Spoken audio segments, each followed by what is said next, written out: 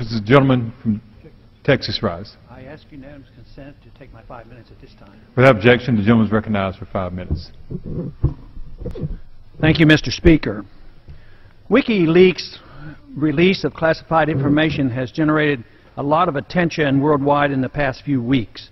The hysterical reaction makes one wonder if this is not an example of killing the messenger for the bad news.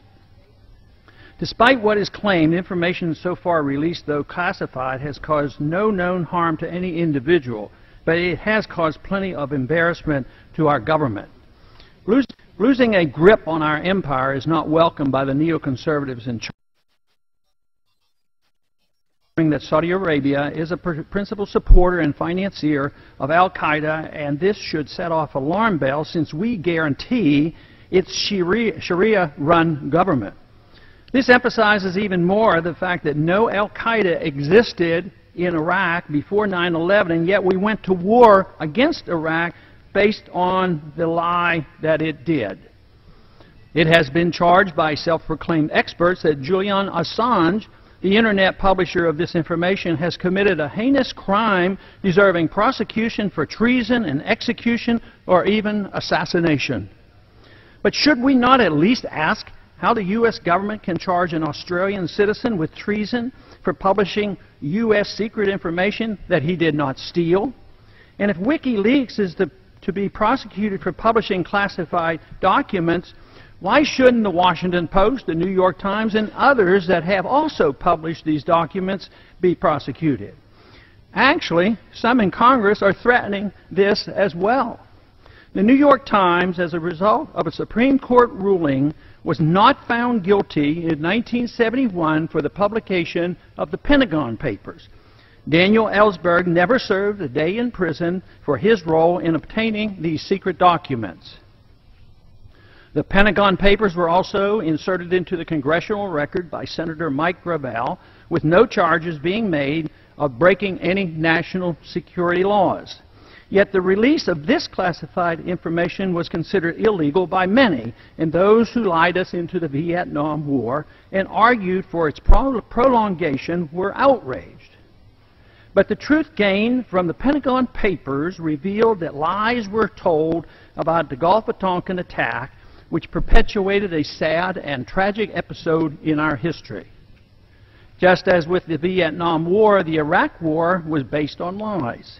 We were never threatened by weapons of mass destruction or Al-Qaeda in Iraq, though the attack on Iraq was based on this false information. Any information that challenges the official propaganda for the war in the Middle East is unwelcome by the administration and supporters of these unnecessary wars.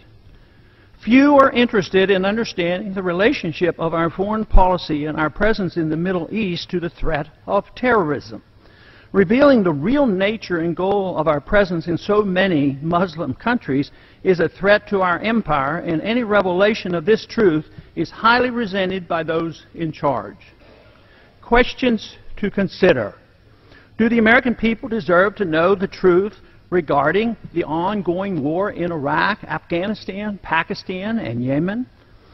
Number two, could a larger question be, how can an Army private gain access to so much secret information? Number three, why is the hostility mostly directed at Assange, the publisher, and not our government's failure to protect classified information? Number four, are we getting our money's worth from the $80 billion per year we spend on intelligence gathering? Number five, which has resulted in the greatest number of deaths? Lying us into war, or WikiLeaks revelations, or the release of the Pentagon Papers? If Assange can be convicted of a crime for publishing information that he did not steal, what does this say about the future of the First Amendment and the independence of the Internet? Number seven, could it be that the real reason for the near universal attacks on WikiLeaks is more about secretly maintaining a seriously flawed foreign policy of empire than it is about national security?